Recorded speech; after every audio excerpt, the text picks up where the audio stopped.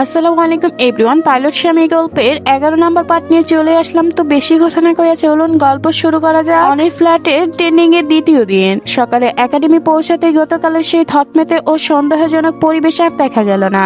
অ্যাকাউন্টের চোখে এক অনির জন্য শুধু শ্রদ্ধা আর বিষণ্ণ। সামনে দূর থেকে অনিকে দেখে অপরাধীর মতো চোখ নিয়ে নামিয়ে নিল। অনি নিজে থেকেই শামিনের দিকে এগিয়ে গেল। গুড মর্নিং শামিন, অনি শান্ত কণ্ঠে বলল।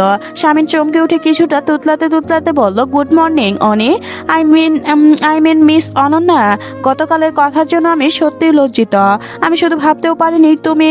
অনি তাকে থামিয়ে দিয়ে মিষ্টি হেসে বলল, অতীত নিয়ে পড়ে থাকা অভ্যাস আমার নেই শামিন। আমরা সবাই এক আকাশে উড়োর স্বপ্ন নিয়ে এখানে এসেছি।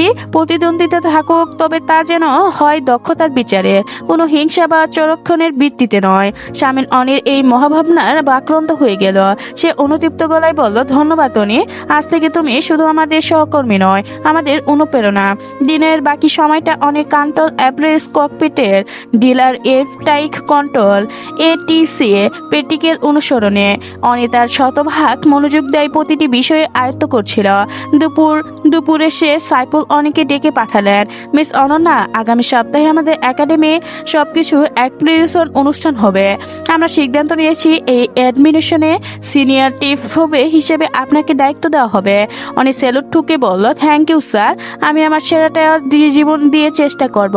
ক্যাপ্টেন সাইফুল হেসে বললেন, আমি জানি তুমি পারবে। আর হ্যাঁ, তোমার প্রধান সবকিছু সুপারভাইজার হিসেবে এই মিশনে তোমার সাথে ককপিটে থাকবেন স্বয়ং ক্যাপ্টেন মাহদি কাইদার। সংবাদটি শুনে অনির বুকের ভিতরে এক অচেনা আনন্দের দোলা দিল। আকাশে ডালা মিলবে সে, আর তার পাশে থাকবে তার জীবনের মূল ক্যাপ্টেন। অনি জানে এই আকাশে এখন আর তার জন্য ভয়ের জায়গা নয়, এই আকাশ তার জমের সীমানা। সেখানে ভালোবাসার বার্তা নিয়ে সে উড়বে চিরদিন। একাডেমির নোটিশন বোর্ডের নাম অপর থেকেই অনির ব্যবস্থা যেন কয়েক গুণ বেড়ে গিয়েছিল। প্রতিদিন সকালে ভোরের আলো ফোটার আগে রওনাতে পৌঁছানো, ক্যাকপেট এক মিশনের সূক্ষ্ম ট্রেনিং চেক করা, আর ফ্লাইট মিশনে নিজেকে পুরোপুরি নিখুঁত করে গড়ে তোলা, সবকিছুর পিছনে অনি এক অদম্য নিষ্ঠ কাজ করছিল। মাহদি পুরো সময়টাতে একাডেমিতে এক মুঠো বা পেশাদার অফিসার হিসেবে নিজেকে বজায় রেখেছিল।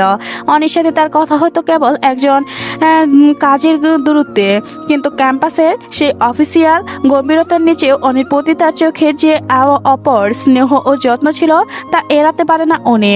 অবশেষে এলো সেই বহু প্রতীক্ষিত দিন। ভোরের কুয়াশা ঘেরা রওনাতে বিশালকার প্রশিক্ষণ বিমানটি প্রতিষ্ঠিত হয়ে দাঁড়িয়েছিল। অনির পরনে আজ নেভি ব্লু পাইলট শুটিং, মাথায় টুপি আর চোখে এক আত্মবিশ্বাসের চশমা। রওনার পাশে দাঁড়িয়ে থাকা কায়রেন সাহেব ও চাচামণির চোখের জল, আর ছোট মাহরা অনির দিকে হাত দিয়ে নেড়ে চিৎকার করে বলছে, অল দ্য বেস্ট অনি বুড়ি, তুমি আকাশে জয়ী হয়ে ফিরো। অনি হাত নেড়ে ককপিটের দিকে পা বাড়ালো। ককপিটের প্রধান ইনস্টিক সিটে বসা ছিল ক্যাপ্টেন মাহদি কায়দার, তার ড্রেসিং চেয়ারে আর চোখের গম্ভীর্য ছাপ। অনি ক্যাপকেটে প্রবেশ করে ডান পাশের ফার্স্ট অফিসের সিটে গিয়ে বসলো এবং মাহদিকে স্যালুট জানিয়ে বলল, ক্যাপ্টেন অনন্যা রিপোর্ট করেছ। ক্যাপ্টেন মাহদি স্যালুট গ্রহণ করে মৃদু হেসে অনির দিকে হেডসেটটা এগিয়ে দিল। আজকের আকাশ সম্পূর্ণ আপনার অনন্যা, ইঞ্জিন টেক অফ আর প্রোটোকল সব করুন আপনি। অনি দ্রুত দক্ষতার সাথে কন্ট্রোল করে সবকিছু সুইচ অন করলো। টাওয়ারের সাথে অ্যাটিক করে কন্ট্রোল করে যোগাযোগ সম্পূর্ণ করে রওনার দিয়ে বিমানটাকে গতি জোরে চড়িয়ে গেল। একসময় ইঞ্জিনের গর্জন বাড়ি দিয়ে রওনা ছেড়ে আকাশের ডানা মেলল বিমানটি। আকাশে ওঠার চারপাশে মেঘের ভরা যেন অনেকে এক অদ্ভুত স্বর্গনীয় অনুভূতির মুখোমুখি দাঁড় করালো। 3000 ফুট অপরে উঠে মাহদি ককপিটের অটো পাইলট মোট সামান্য ব্যালেন্স রেখে অনির দিকে ফিরে তাকালো। মাহদির চোখ দুটো আজ ভীষণ তৃপ্ত।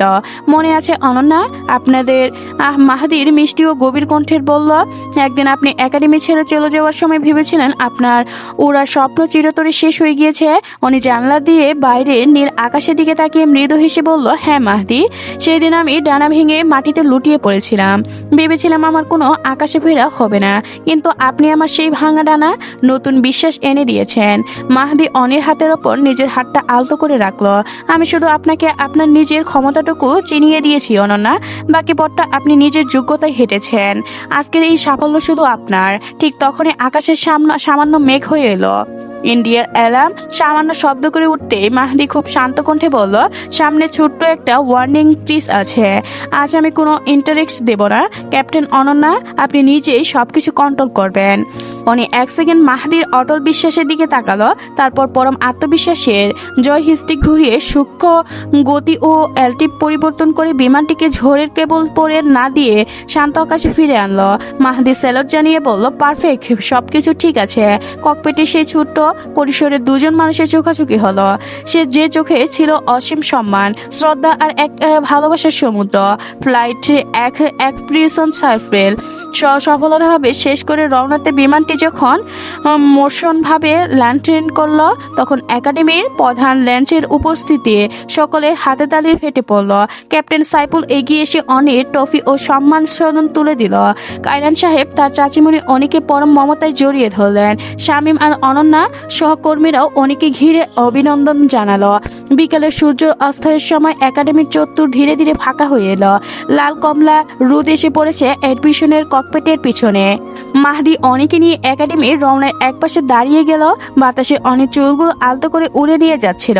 মাহদি অনির সামনে এসে দাঁড়ালো। তার পকেট থেকে বের করে একটি ছোট্ট মখমলের বক্স। অনেক চোখের দিকে তাকিয়ে বক্সের মুখ খুলতে ভিতরে জলজল করে উঠল একটি অ্যাডমিশন ডানার আদলে তৈরি সোনার লকেট।